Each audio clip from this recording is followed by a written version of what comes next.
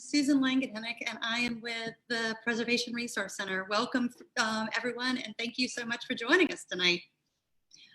This is our 2021 Shotgun House Month series.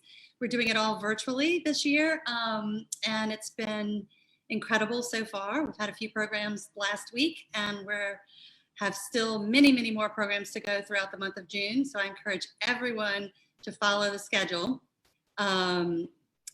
on prcno.org and see the whole lineup, because we have lots going on at PRC this month.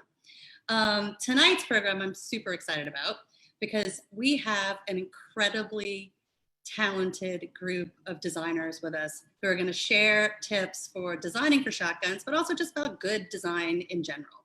So if you're interested in design or thinking about renovating a house or are renovating a house, stay tuned, because we'll have lots of fun tips and beautiful images and engaging discussions to come. But before we get started, I want to go through a couple of little housekeeping notes for everyone who's joining us. Thank you so much. This Shotgun House Month is a very important part of what the PRC does in educating and sharing and celebrating about our historic architecture in the city. And I need to give a huge thank you to our Shotgun House Month sponsors, because without them, none of this would be possible. And those sponsors include Entablature Design Build and Entablature Realty, Clandestine Events Rentals, Axelrod and Associates Home Inspectors, Colmex Construction, Green Coast Enterprises, Adiamac Architecture, Claire Lewis Designs, Durable Slate Company, Preservation Title, Ellie Sanders and Isabel Sanders, iMoto, who did our 3D virtual tours, which I'll talk about in a minute, and 89.9 WWNO, which is one of our media sponsors. As well, I need to give a huge shout out of thanks to the Hellas Foundation and the Klein Lehman Esperanza Fund, because they support all of our work at PRC, not just Shotgun House Month. Ella West Freeman Foundation also supports our conservation and education programs, and the Eugenie and Joseph Jones Family Foundation supports our Revival Grants program.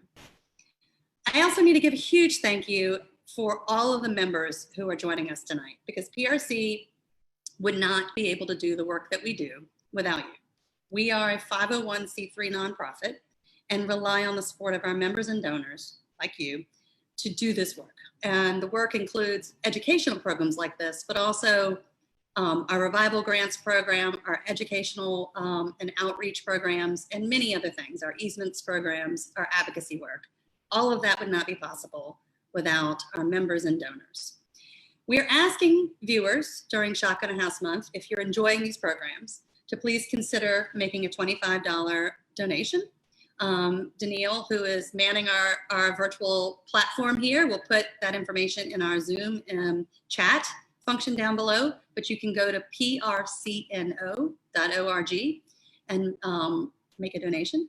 You can also check out our amazing merchandise. We have incredibly fun t-shirts and books and everything else, and all of it's on sale during this month, 20% off, just in time for Father's Day. Hint, hint, if you're looking for a great gift.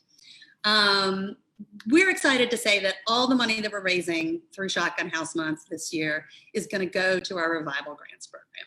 And if you don't know what this program is, I'd love to share a little bit of information about it, because we're very proud of it. This program provides free home repairs to people, low-income residents, homeowners in the Tremaine neighborhood. We go in, we help them repair their homes, make them solid, and bring and restore the neighborhood by doing this work, but also these individual homeowners' lives. And that is directly because of the money we raise through this program and other programs that we do. And we very much appreciate your support. All donors at the $25 level and above will receive a complimentary copy of our Shotgun House Design Guide. It's a digital design guide. It's absolutely beautiful, produced by our communications team and our art director, Liz Jury. And it has 3D tours of each of the houses that are featured this year, and information about the fixtures and finishes and paint colors and everything that is featured in these homes. So if you're interested in learning a little more and curious about a paint color or cabinets or tile, that's where you're going to find them. And so if you donate $25 to the PRC, you'll receive this incredible guide. And then let's see, couple more things. In addition to Shotgun House Month, which is a lot, we're also doing our Maintain Right series, which is a new program of classes and videos all about home maintenance and the best practices for caring for your older house. It gives you information about who to call when there's a problem that you can't quite figure out who to call, things to be looking out for, issues related to energy efficiency, termites, and plumbing, and a whole bunch more. That whole schedule is available on our website as well. So, and those are free programs. So please check them out and tune in. Finally, before we start, you can see all of us and you can hear us, but we can't see you.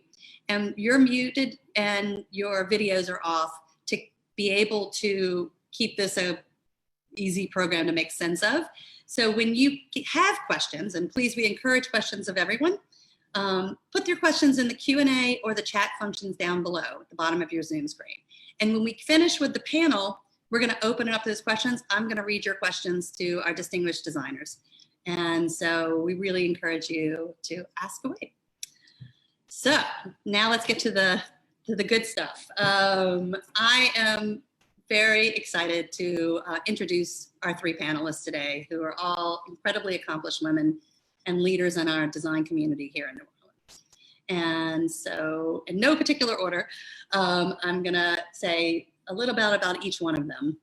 Nomita Joshi-Gupta is one of our panelists. She was born in India and studied architecture and urban planning at LSU, influenced early by her father, who was an architect, and by the international style of her native city, Bangalore, and the history of her home city here, New Orleans.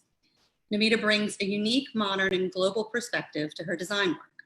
She has 20 years of experience in architecture planning, preservation, interior design, and is a Louisiana licensed interior designer. She serves on several local boards, including the PRC. She just joined our board. We're very happy to have her, and lives in New Orleans with her family. Jenny Zurik graduated from Brown University with a dual degree in urban studies and architectural studies, and then earned a master's in architecture from Tulane.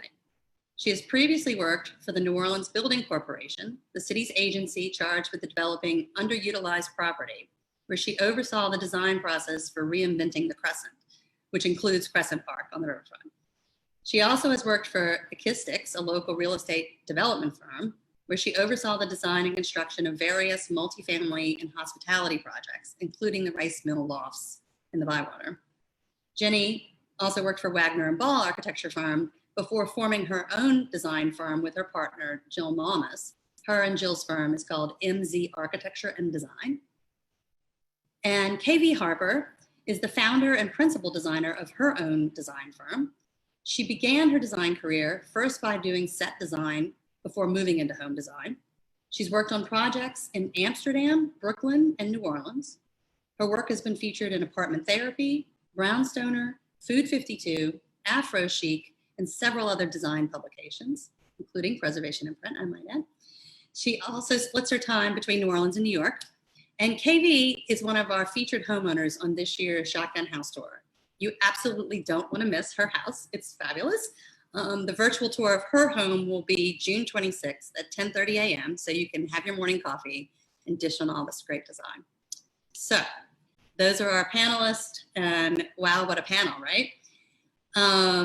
The way this format is going to work is I'm going to let each of our panelists talk for a few minutes about their own projects and their work, show a few of the photos of a few of their projects, and then I'm going to ask them some questions, and it'll be a roundtable discussion, very casual. And then once we'll go to our viewers' questions. So let's go ahead and start with Jenny's work. So I'm going to pass it over to you, Jenny. You're on mute. Y'all, this Zoom thing. Good evening, everybody. Thank you so much for having me. They asked us to briefly sort of talk about our firms and the work that we're currently doing or have done in the past, and then just a little bit about our experience with shotgun design specifically. So we're really lucky. We have a small firm of 7 right now, and this is probably one of our most special projects on our books. We are working on the historic Gibson Hall at Tulane University, where, so just to represent some of the commercial work we do, this is a great example of how we love to work within historic structures and sort of insert something that feels really appropriate, but really useful to the user. And you can go to the next slide. We're also working on a river house in Alabama, this cute little historic home. And if you go to the next slide, you can sort of see our intervention that we're working on. So just the breadth of our work, sort of all over the South. And then the next slide is a home that a lot of us are familiar with, the Kristovich, historically known as the Kristovich residence. This is the backside of the house. It actually has a PRC easement on the property, which makes things really fun. But we really enjoyed working on this project. It's a large residential, clearly historic home, trying to bring it up to date for a family of 5 right now. The next slide. So we don't just do historic architecture, we do a little bit of everything. This, you know, all my friends know well that if I obviously have a love for architecture, but my true passion is food. And, you know, it doesn't really matter what cuisine we're eating as long as it's really enjoyable and done well. And similarly with architecture and different styles, we believe the same thing, that we're willing to, you know, and excited to work in all sorts of styles. This project is a contemporary home that you can see is being inserted among a lot of shotguns and taking a lot of language of the shotgun, but interpreting it in a contemporary way.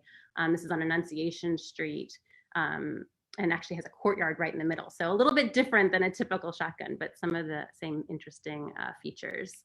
You can keep going down, next slide. Similarly, here's like a very contemporary addition to a shotgun that we're working on right now. You know, being really thoughtful about how we relate the new to the old. We don't always believe that everything has to be historic in a home. How do we really insert and complement the old with the new? Next slide. So, thankfully, we've had a lot of experience with the traditional shotgun, and so I don't feel too nervous about tonight. Just I feel like we've been working since 2014. We actually did the math in our office for this. We've done over 50 shotgun houses. So this is just one example of a pretty traditional shotgun with, you know, all of the lessons that we've sort of had along the way. Amazingly, of those 50, nothing has been duplicitous. Like every single one of them has their own personality. The clients have their own needs, and you know, there are lessons that definitely sort of thread through all of them, but no 2 are alike, which we sort of like people, like we get to know them as humans and having personalities. So that's been really special. And in that process, I would say we've really discovered there's sort of 3 elements of the shotgun house that really are both the blessings and the curses of the shotgun, and then have helped us sort of through the design process for each of these. You can go to the next slide. Next slide. Yeah. Oh, just quickly, this is one example of how every shotgun can be different. This is an example of a home down in Holy Cross, full HDLC, and you know, the client had specific needs. It has a very specific site. It's a double wide site. So when we added onto it, we had an opportunity to sort of wrap this L-shaped design into it. But again, every single one of these is different. So next slide. So here's sort of like what we all think of when we think of a shotgun, like room proportions, and sort of the way they link together. And I would say this is that first of those 3 elements that really guides us, is room proportions. The traditional sizes are both a blessing and a curse. This is a house I think that was on the shotgun tour maybe last year or the year before, and just representative of how, you know, what that space could feel like, should feel like, as it relates to other spaces in the home. a lot of times when clients come to us, they bring us their shotgun home and they're like, well, we really want it to feel like it's an open floor plan, which, you know, is a catchphrase we're all used to hearing on HGTV all the time. And we really sort of pause and take the moment to talk to our clients about what that really means, especially in a shotgun house. You know, we all want to feel like there's flow through the space, but at the same time, in these historic homes, what's so special about them are the room proportions and the intimacy of the space. So we don't want to start letting everything bleed and be too open between the rooms, but we still want that connectivity. So the next slide is sort of a good example of how we can create what might feel like an open floor plan without losing the proportions of the historic home. You know, we're standing in the living room looking toward the dining and kitchen. Another thing that I don't really have an image of this, but with regard to room proportions, is because the ceilings are typically so high, we really understand that some spaces are going to require us to drop the ceilings, for example, in a bathroom or a hallway. If things get too, you know, we don't want it to feel like it's too tall in certain spaces. Hallway widths are also something we really take into consideration with regard to room proportions. So moving to the next slide, I think the second thing we all think of as a blessing and a curse in a shotgun is the circulation, that we have to move through most of the rooms to get from one to the other. So this is a dining room that you have to walk through to get to the rest of the house, which is great, but at the same time, you know, it poses a challenge. In the next slide, you can see how this is the front door of a home. And what we like to think about when we're working on a shotgun is really creating zones of space, that public and private, and how those might bleed into one another, but working from the very front door, which is always a challenge in a shotgun, all the way through the house, through the public spaces until we get to the rear. So the next slide is an example of a possibility, and not available in all houses, but a side entrance, which really opens up a lot of different things for a shotgun, because suddenly you don't have to walk through every room to get to the back of the house. If you can go to the next slide. This is, again, talking about that public space, like how we can walk through and get creative. Something that happens a lot in these houses is the lot lines are very close to the house. And so oftentimes, and houses are very close together. And so we have to be smart about how we let light in and what we're going to look at. So this was just an example of how we got creative and lifted the light up. So when you're in the living room, you're not looking into the bathroom next door. You can go to the next slide. And again, that public space, the kitchen, it might be at the rear, it might be in the middle, but how do we get to it without it feeling like it's interruption? How, you know, is it too close to the front of the house, too far at the back of the house? Really finding that sweet spot for your gathering spaces. Next is another kitchen at the rear. I think we're going to talk about this a little bit later, but really, you know, one of our goals is to never have to walk through the kitchen to get to any other room in the house. So how do we find that the place that it belongs best? Until we get to the back of the house, where most of these homes have small backyards, and oftentimes they're accessory structures. So how do we also create engaging spaces all the way through the backyard? Oftentimes, you know, transition spaces are really important, including porches, hallways, vestibules, to really create sort of separation of space, but also connectivity. The next slide. And I have to say, I don't really have any images of bedrooms or bathrooms. Most of these images, I should give credit, are from projects we've done with our sponsor, Entablature. And frequently we don't photograph the bedrooms, I think because they're of a smaller, more intimate nature. Not that they don't look great, but they're harder to capture on camera. But truthfully, when you're working in a shotgun, the houses are smaller oftentimes because of the lot dimensions. And as a result, the bedrooms are not always the priority in order to get more public space in. So that's an image, you know, we don't have that many images of bedrooms, so I apologize. So the third element, you know, on top of circulation and room proportion are sight lines. So what do you see from front to back? We really love, like this is an entrance into a camelback that we did. Being able to see all the way through to the light at the back of the house is a priority that we always set. Another thing that we think about a lot in terms of sight and view is how much light can we get into each individual space. Light from 2 directions is always best, if not 3.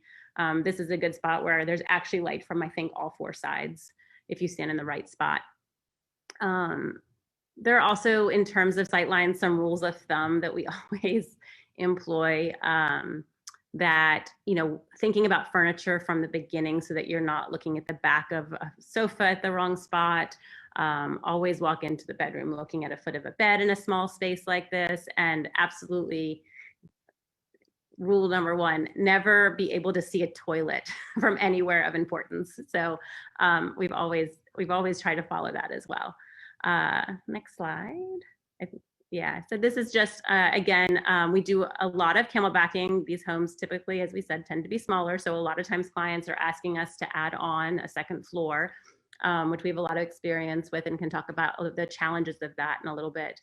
But this is where we opened up a house to see all the way through from the front. This is that same side entry looking at the stairs that go up to the second floor, and the salvaged wood on the ceiling from when we did the construction. So I think there might be one more slide, I'm not sure. Yes, and again, just about, it sort of sums up everything: sight lines, room proportions, and circulation, how you can move through spaces in a creative way through, you know, our lovely shotgun.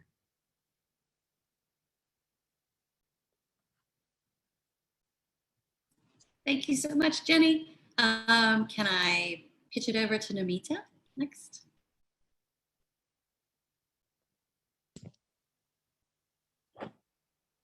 Can you hear me?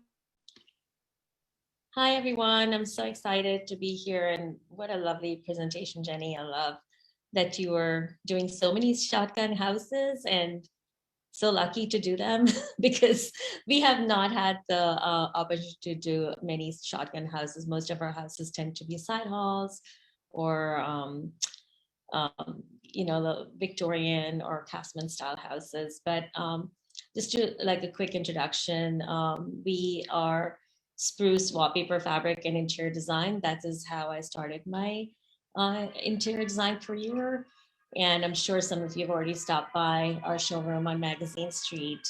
But I also have my own interior design firm under my name, Nomita Joshi Interior Design. So we do both commercial and residential, and we do a lot of residential work as well as light commercials, such as, you know, restaurants and spas and offices and things like that. But in the residential work, we do you know, smaller houses that are very intimate to larger houses, but each house is so special. And just like shotgun houses, you know, each house has its own set of issues or challenges, like I like to call them, because they're all like putting a puzzle together. And when you take a historic home and take it apart, you know, it's kind of like putting a puzzle back together. I think you can move to the first slide. This is a picture of my showroom. But I think you can move to the next slide. Yes, so this just shows a typical floor plan of a side hall shotgun. And it just shows you how these people are actually quite lucky to have a side hall, which is very exciting for people because, you know, when you have a shotgun, you have to walk through one room to another. But when you have a side hall, you can actually walk. You have a side hall that you can actually access each room from. So it kind of gives you a little bit of flexibility in terms of privacy and some sort of a floor plan. Of course, not the open floor plan that everybody seems to want, like Jenny said on, you know, the HGTV followers. But honestly, in modern times, as well as, you know, I think people from the past knew something really great, that maybe an open plan is not such a great idea, because I think it's really important to have some private areas, especially, you know, in bedrooms and even a kitchen. Nowadays, I find that a lot of people are starting to prefer private kitchens just because there's so much going on with COVID now. You know, people are everywhere on top of each other. People are working at home. So, you know, when you're designing a shotgun house or a side hall or any kind of a historic home, it's really important to kind of keep a little bit of those barriers in place so you can actually have some separation of work and play and life, which has really become a challenge now because families are living together a lot more. Extended families, you have extra people who you are happy to accommodate, but it can get stressful when everyone's together. So it's nice to have a little bit of a barrier. So the next slide just shows how it's an example of how in the same side hall floor plan, we offered this particular client many different ways of how I was saying, like, fit the puzzle together. She really, really wanted to preserve some of the historic qualities of her home, which being the side hall, where on the side hall you have these beautiful windows that bring in light. And she also had these great fireplaces that she wanted to preserve with this gorgeous, brick and all that. So she really wanted to preserve that. So we were trying to create 3 completely different floor plans where she could have some storage. And you can see how we built closets around the fireplaces and given her a sliver of, like, fit in 2 bathrooms, which are pretty much slivers of bathrooms with closets. So it just shows you that even though you have a smaller footprint, it is possible to have a multitude of different options of how you can approach the space. So it really can be, a different problem for every different person and every family.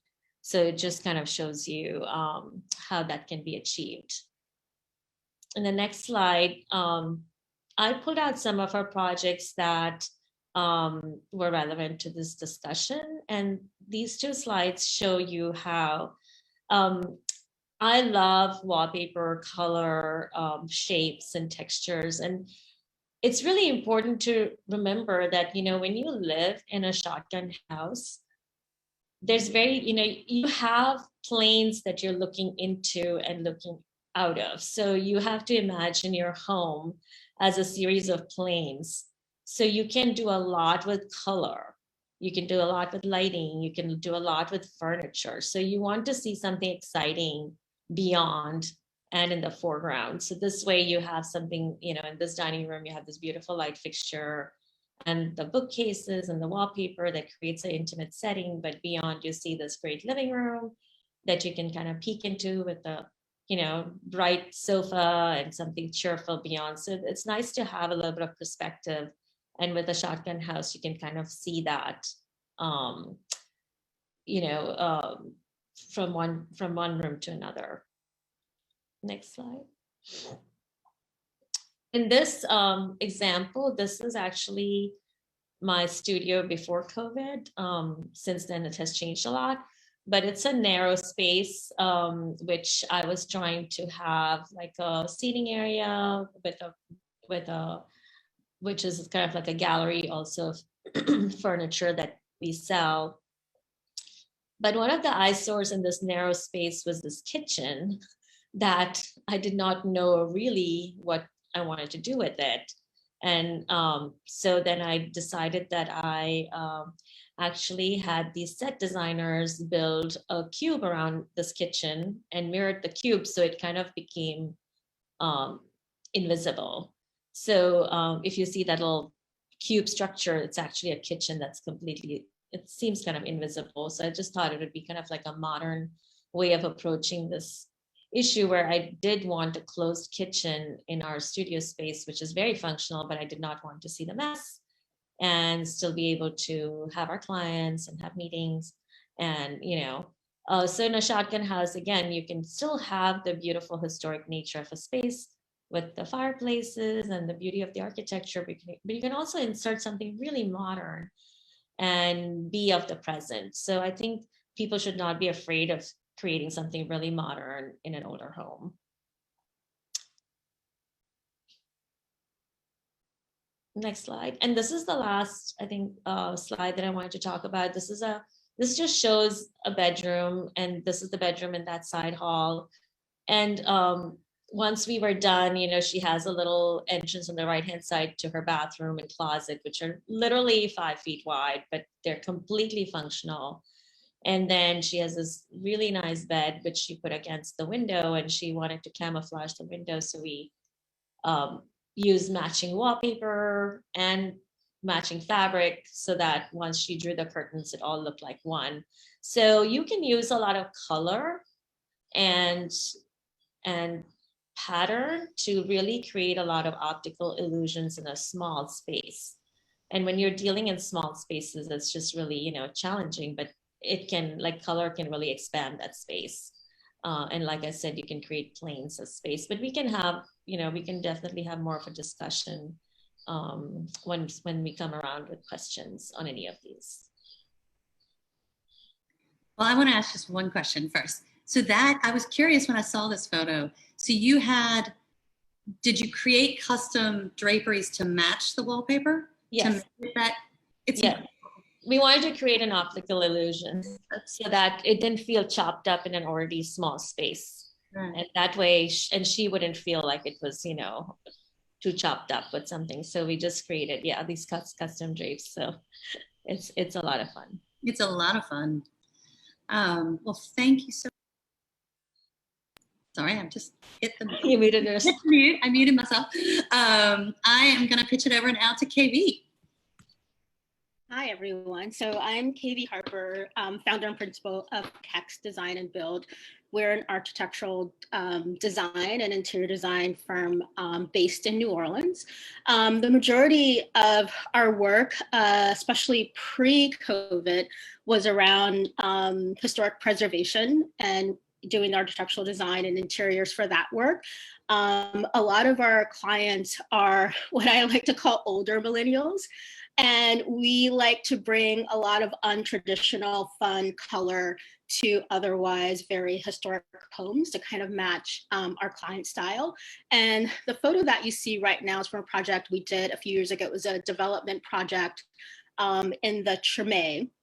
Not a shotgun, but a double. You know, when we found this, it had a veneer brick facade. So we brought in historic wood that we treated on site. And also the shutters were also restored from reclaimed wood. So that's, you know, a lot of our projects, we like to use historic materials. Even if they're not found on site, we will go and look at them and sort of bring that out. And so that was a fun project because it was, you know, a house on a historic block that no longer looked historic. And so then, you know, we ended up having a really good relationship with everyone on that street as we brought the house back. And so they became very invested as well. So that was a fun one. So yeah, so this is again the project that we did in the historic district in the Treme on Dumaine. So you'll see, you know, a lot of historic elements. All the wood in this project is reclaimed, including the floor. So not, you know, not to this house, but, you know, wood that we found either through other projects or through vendors throughout the city. The front doors are actually reproduction. So that's actually the part that is not reclaimed, but these countertops are also made of reclaimed wood. So a lot of historic homes had, you know, a lot of elements ripped out in the 80s and, you know, 70s and 80s and even the 90s. And so part of what we love to do is, if they don't have those elements, to bring them back, but bring them back in a way that's very modern and fits in the home and fits in the way people live now. So you see this sort of mix of, you know, traditional white cabinets that are somewhat contemporary as well, but then with a lot of historic wood. So if we go to the next slide. So again, you know, this is, you know, that tricky thing in terms of not having that traditional parlor, like how do you bring this together? And so this house is actually staged. It was a development project that ended up being sold, but we tried to sort of balance that where, you know, you came into the front door and it was you know, used to be a double, so there's two doors, but, you know, it kind of felt like, you know, you had the living space there and still very, you know, open floor plan in the sense that, you know, the kitchen is off to the side, it's not in the back, and you have the dining room off the side of the kitchen, and those floors in the dining room were actually the only floors that we were able to save from the house. So that's why those are a lighter color, and we didn't sort of mind that design contrast, just because we wanted to keep whatever we could from the house, and we thought, you know, it actually looked very beautiful, sort of contrasting with those sort of new old floors and the old floors. Okay, so if we go to the next slide. Okay, so this is my house. So it has, and our very cute dog, Ladybird, who's on the cover of Preservation and Print this month. So you see that picture down below? That's what we call kind of our parlor foyer area. You know, we have a piano there. We entertain a lot, so it's great. You know, it's funny because it's the entrance of the house, but it's actually where people end up at the end of the night. So, you know, what I call pre-times, pre-COVID, you know, we would have people come over, and a lot of times if we have dinner, you know, the kitchen is in the back of the house. So everyone kind of congregates there. And then as the night goes on, you know, everyone starts moving to the front of the house. And one thing that I found about shotguns is because, you know, the rooms are so distinct, is that when entertaining, people kind of move in waves. And I've been in sort of open floor plan homes where, you know, at parties and, you know, people kind of, you know, go off in little groups. And that definitely does not happen, at least not at our house when we entertain in a shotgun. Like, you know, everyone kind of moves together because the rooms are so distinct and different. So if we go to the next slide. So this is more of a modern, and this is actually not New Orleans, this is in New York. And I think this one's about a project from 5 years ago. But again, just showing sort of how to bring in, you know, new and old elements. The brick that you see in that kitchen is original to the home. And we wanted to expose that and sort of show that old and new. The, you know, floating shelf is also reclaimed wood as well. So very, again, sort of mixing that modern and, you know, preservation materials is very important to all of our projects. And it's something that we bring into all of our projects. So even when clients sort of come in and, you know, definitely want a very modern aesthetic, we're able to sort of, you know, coach them into, one, preserving whatever is there, or two, bringing in elements, preservation elements that can really be respectful of the space and the home, but also, you know, very much lending to the way that, you know, modern families live as well. Okay, and then I think that may be the last one. Yes.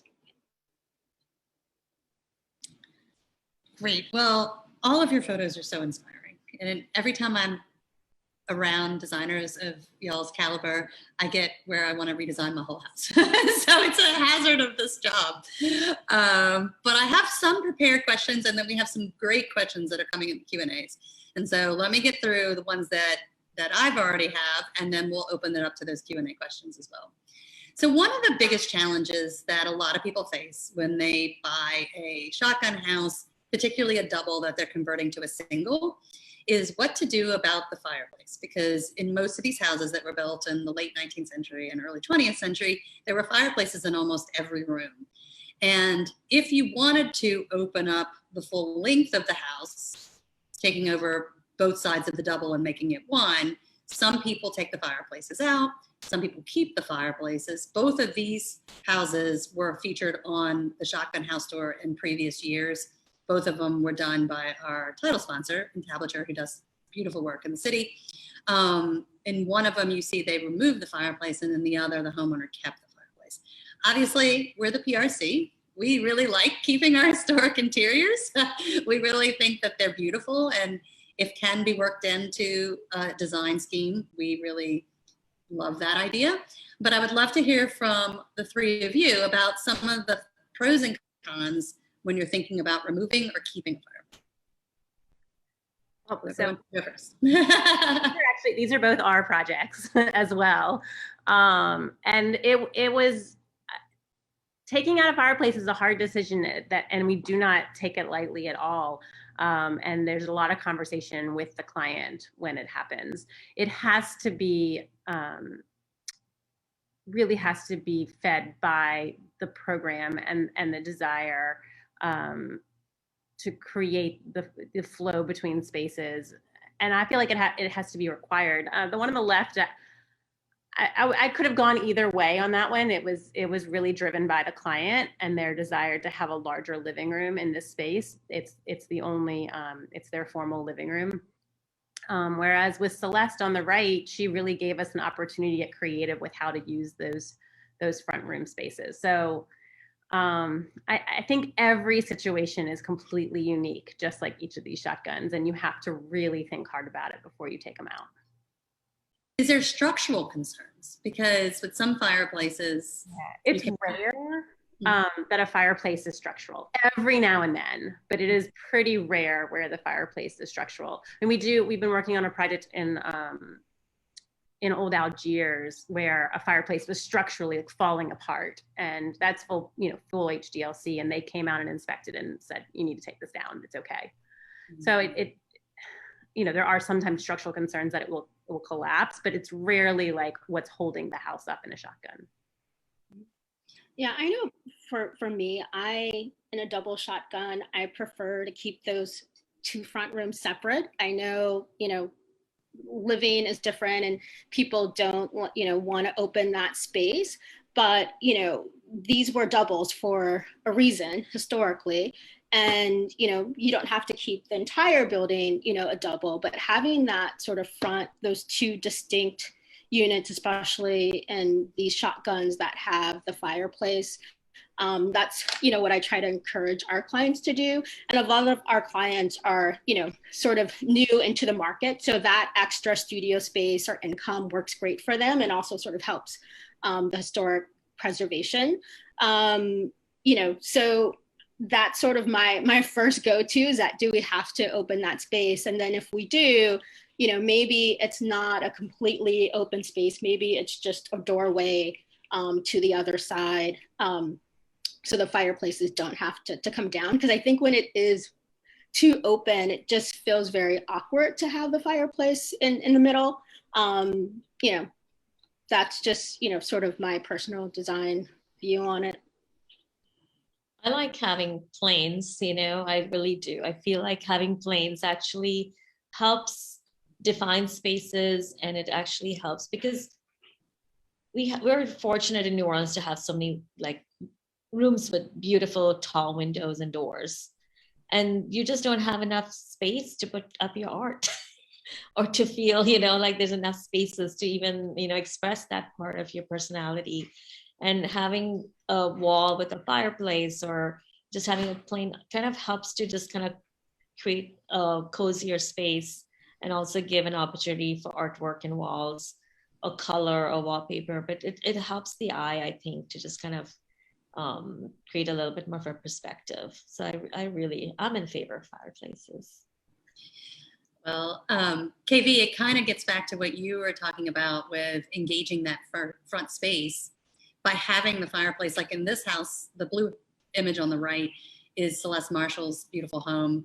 And Jenny, you were able to create that. It almost feels like it could be kind of an opening. It's bigger than a foyer, but kind of an opening paragraph to the house, right?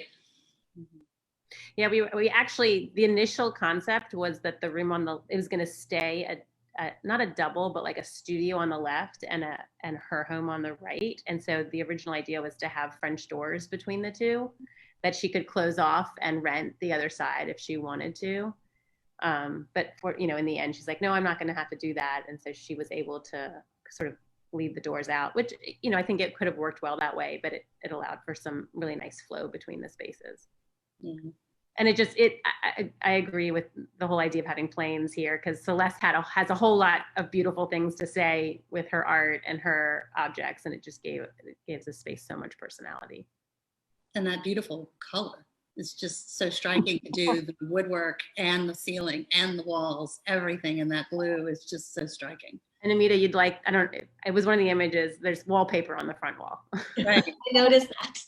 I did notice that. Yeah. And I love the color because now we're Farron Ball, like we do Farron Ball. And I'm just like, okay, we need more color. We need more planes for color. It's great. every client has their story to tell. Some of them have much stronger stories to tell, and it's always such a blessing when the client really knows what they want. Katie, you embrace a lot of color too. Like your home is on the cover of Preservation and Print, and I just love it because it's like all jewel tones. Like everything in it just feels so rich in texture and color. Yeah, I mean, again, I think this is what the house called for. I mean, I've lived in other houses that is not as colorful as this one. I think someone else earlier said, every house has a story to tell. And I think this house definitely had a very colorful story to tell. Also because it was important that I wanted to have the house be a reflection of the city, which is all about color. So I think embracing color for this space really, worked well, and it's joyful too. So especially in these times, it's nice to have very joyful colors in your home. Yeah, I completely agree. Danielle, do you want to bring us to the next slide? So this one I phrased as a question specifically to shotguns, but all three of you have worked on projects that are shotguns and everything else. So I imagine these are probably questions that you have with your clients, before you dive into renovation or any renovation. What are some of the things you should consider? Like, how do you even start?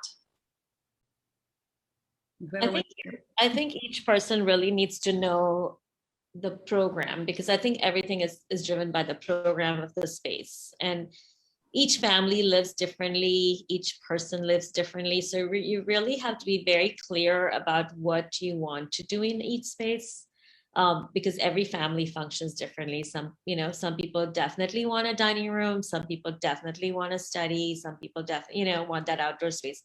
So every renovation is completely different from the other.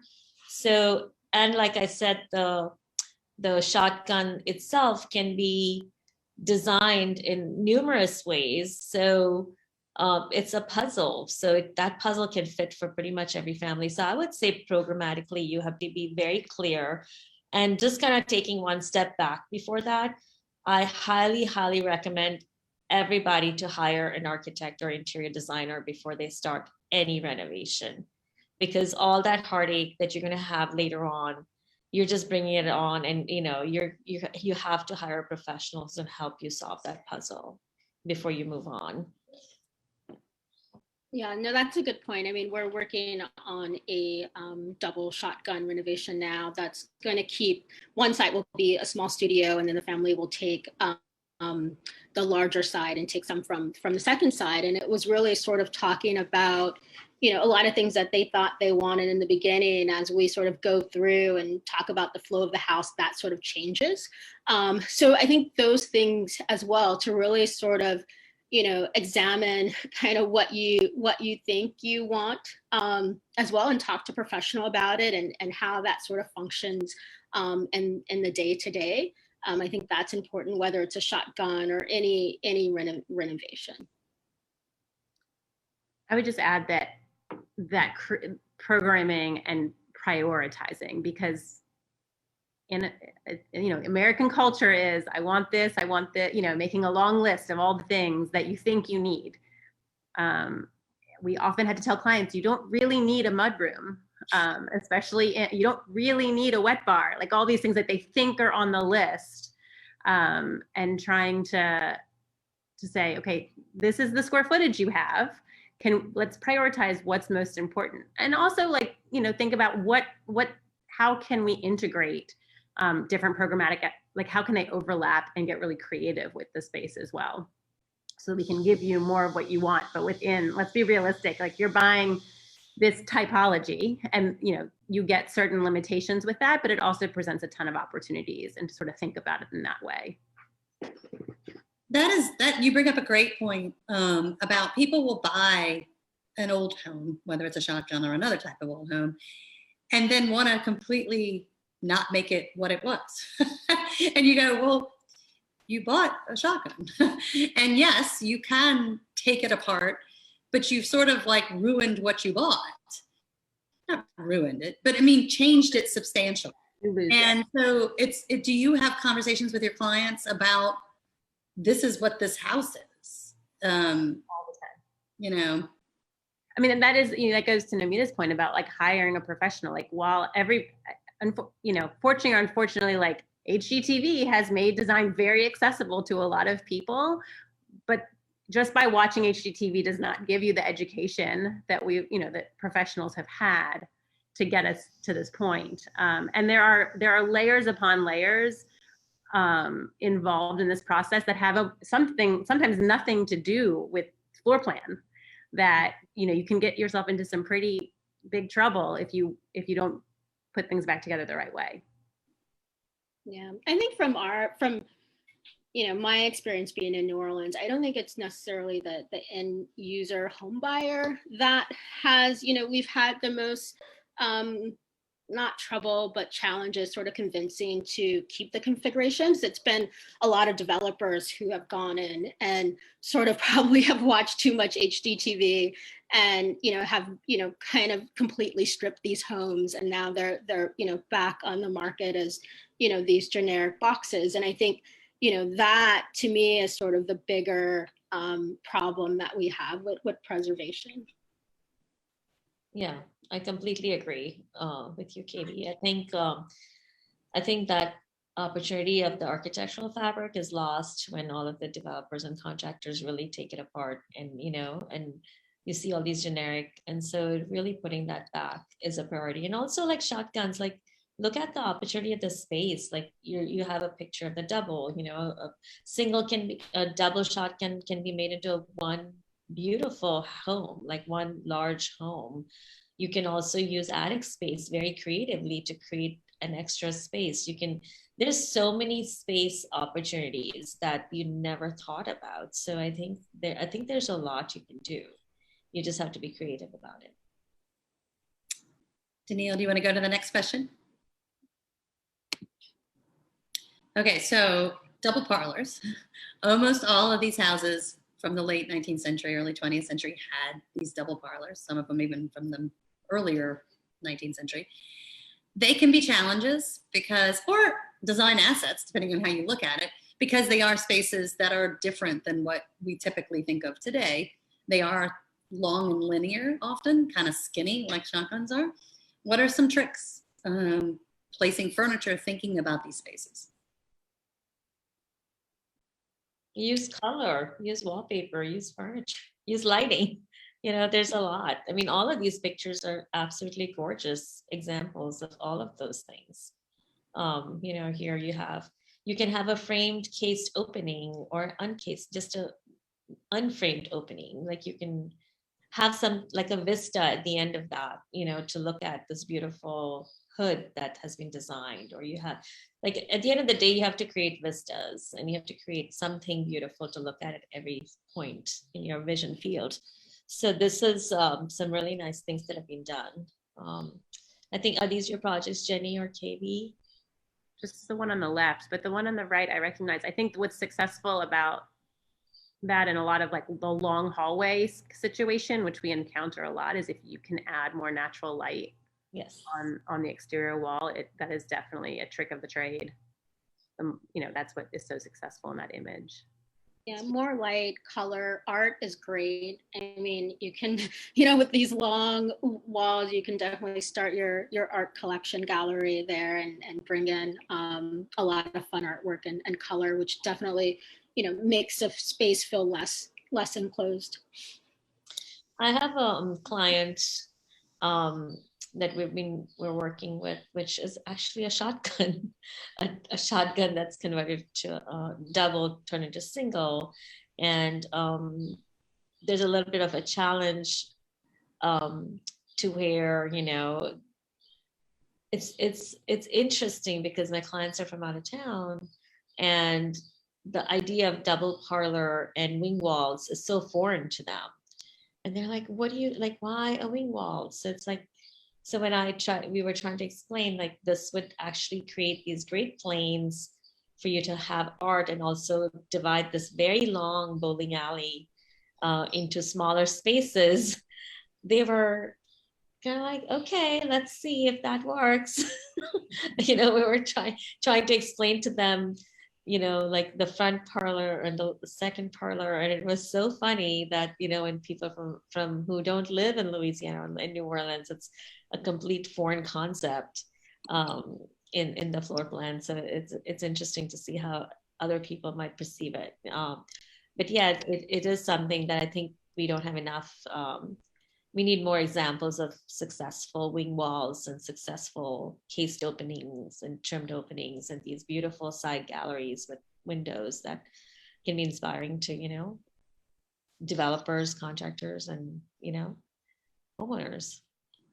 All three of these images were houses that were featured on the Shotgun House Tour. I don't know if they were all last year. I'd lose track of time on which ones were what year, but all of them have been featured on our tours. The one on the bottom with this like side gallery, actually they added that. That was an addition to get them basically a hallway, but also some natural light. They were lucky to have side yard space to do that, which I thought was a really beautiful way to bring in light and also create a flow between these rooms. So it was a nice solution. Danielle, do you want to pull us to the next picture? These are some fun before and afters. And you can see some of the conditions of some of the houses when they were starting renovations. So there are some challenges people face. What are some of the challenges that you've worked with your clients, whether in a shotgun or something else? Yeah, I think someone mentioned earlier, bathrooms are always a challenge. It's like, where do you stop the tile? Do you bring the ceiling down? Do you, open it up? Those are all, good options. It's just kind of a challenge of what, works in terms of budget and lifestyle. For my own house, our main bathroom on the ground floor, we kept the ceiling height. It's actually quite nice. It, definitely makes the shower feel very open. And then I think we stopped the tile at about 7 feet. But that doesn't work for everyone. So it's just those sort of, really quirky but fun things about living in a shotgun. And, every shotgun is different and every homeowner is different, but, sort of finding, how you want to express the quirkiness of living in a shotgun. Anyone I else? think also placement of furniture, can be very challenging in shotguns because it is so narrow. And, sometimes you look at a sofa in a showroom, your client will see something and they say, oh, let's put it in there. But no, it's so out of proportion. So I think you really have to be aware of what kind of pieces are actually going to fit in a shotgun, because most likely they're not. You're really working with narrow spaces and flexible type furniture that can double up in many different ways. Like maybe you have side chairs that can work with your dining table, or you have, beds that can be, like the headboards or frames that can be either, doubled up, or like they can be singles turned into a double, or they can be, you have to be just think more flexibility in terms of the space when furniture is concerned. And I find that a lot of my clients, they get very excited about, let's get to the furniture buying, and they want to buy furniture. When they buy it's like, or if they buy, it doesn't fit, and then it's disappointing. So definitely a challenge. I think one of the hardest things about shotguns is that not only do you have like the constraints of the narrowness of each side or whatever the room proportions might be, but they're also, when you walk into the house, these planes that potentially feel like they're cutting off space in ways that aren't always successful, right? That like, you're like, I can't see the backyard. I can't see what comes next. And it feels like you walk in and it's just one room at a time. And while the proportions of those rooms feel so good, it can also feel a little bit like a cave if you don't create the right connectivity between the spaces. So just sort of think, and trying to stay true to the house without feeling like you constantly have a blockade in front of you. Mm-hmm. Absolutely. Well, I want to get to some of the questions we've got from our viewers, because I know we had a little bit of technical problems, and I don't want us to go too far over time, but we have some great questions here. One was a question specifically for KV about the reclaimed wood that you used in the house that you showed us. And this person was asking about, have you had any issues with the wood having dry wood termites in them? Did your source for the wood guarantee the reclaimed wood was termite free, or any other issues like that?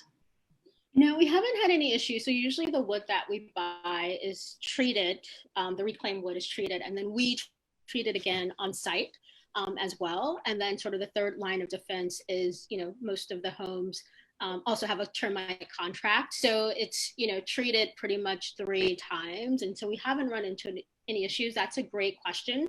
I think anytime you're buying reclaimed wood, make sure that, it has been treated. I would even treat it a second time just to make sure that it's thorough, and definitely keep up to date on all of your termite contracts, especially in New Orleans. So yes. Yeah, we just did a program through our Maintain Right series on termites.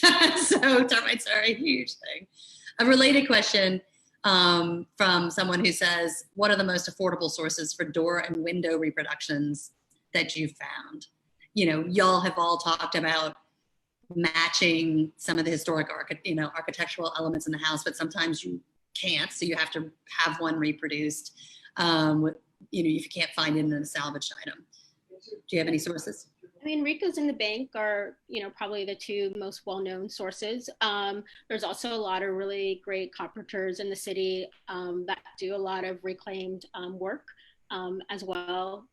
There's numerous ones. So we're very lucky to live in New Orleans that, we do have great sources for affordable, affordable wood and affordable reproductions. Yeah, we've had doors made from strip eaves and also some other smaller woodworkers, and designed pretty much, all kinds of doors, from craftsman doors to, a door, just try to match doors. So we have some really talented people here who can make doors for a very reasonable price. So it's not something that should be out of the question for a lot of people.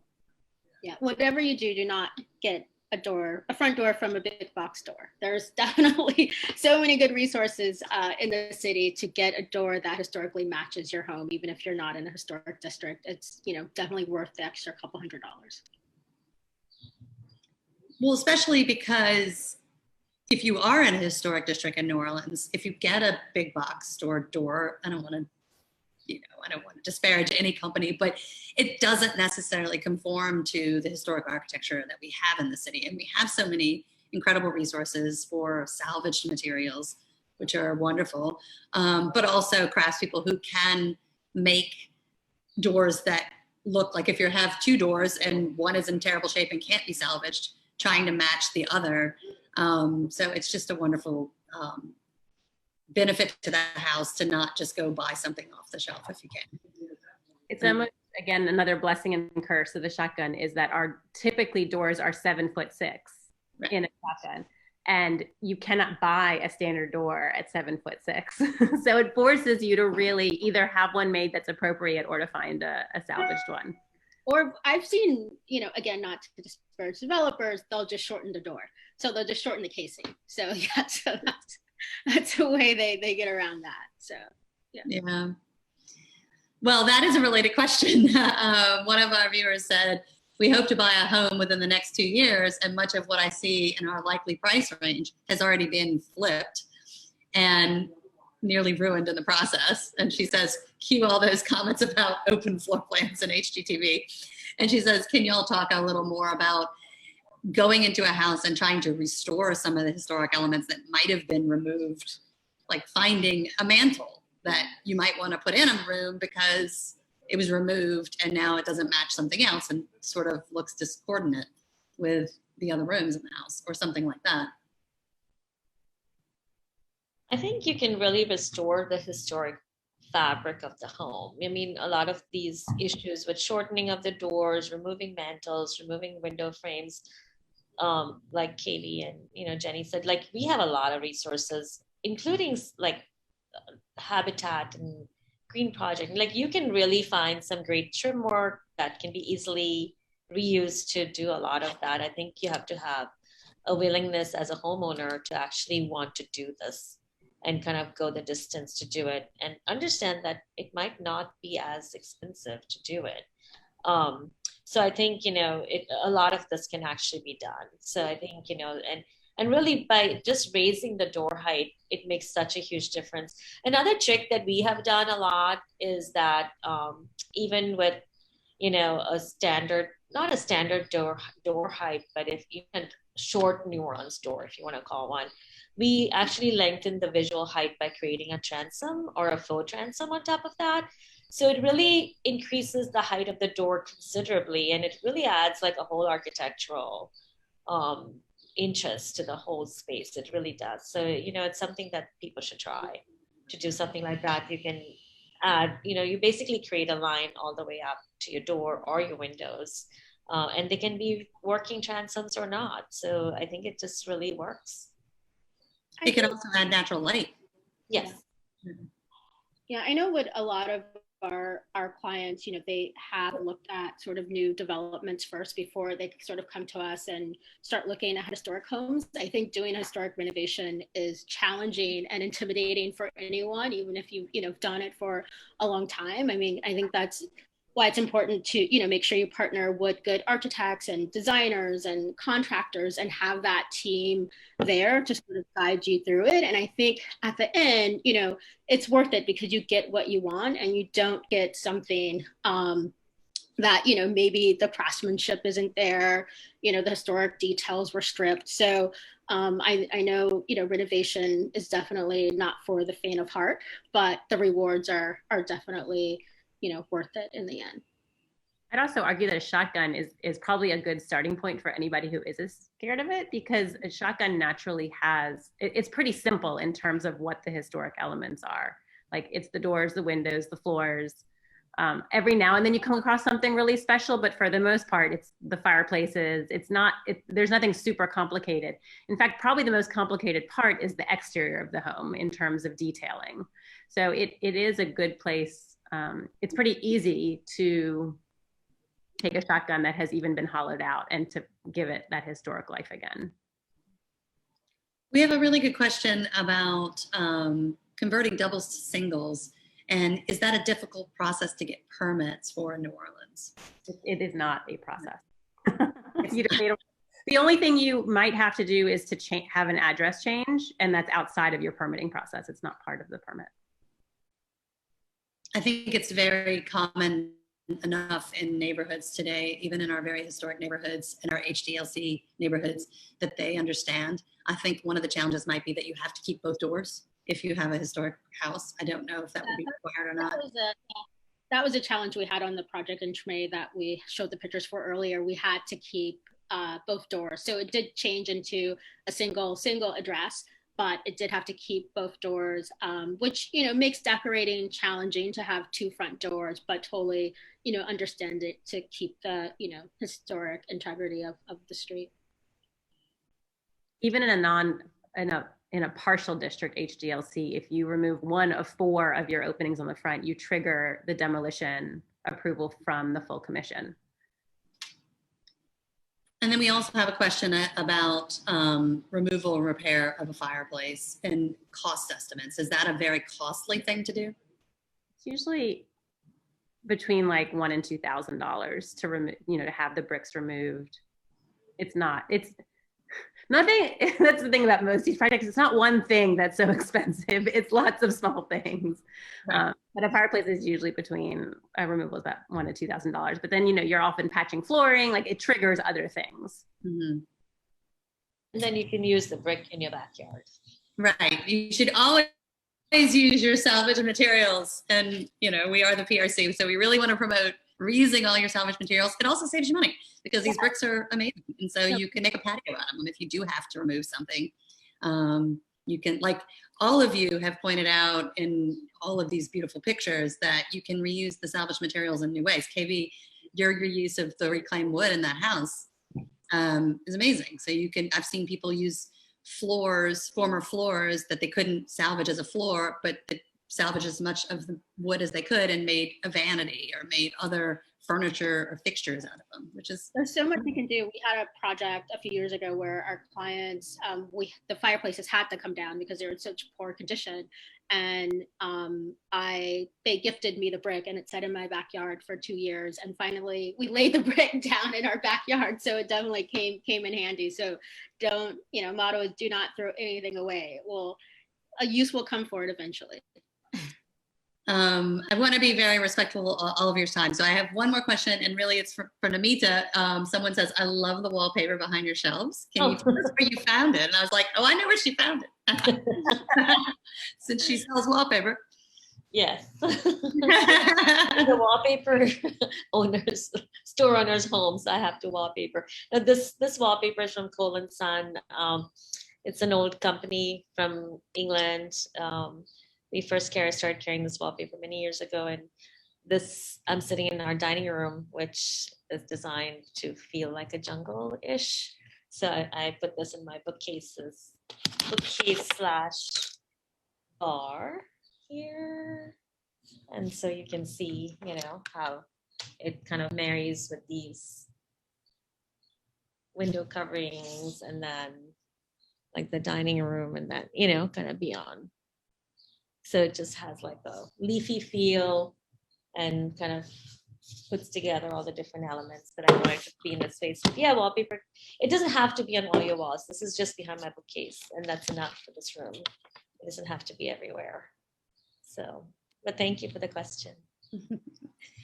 Well, I really, really appreciate all of your expertise and time and sharing of your advice tonight. I could go on for hours with this, but I want to be respectful of everybody's time, and I want to thank all of the people who stuck with us and were participants tonight on Zoom. All of our programs can be found on PRC's YouTube channel. So if people want to rewatch this to get names and tips again, you're welcome to do that. They usually go up on our YouTube channel within a few days of airing live, as we say. So thank you so much to everyone, and stay tuned for more shotgun programs all through the month.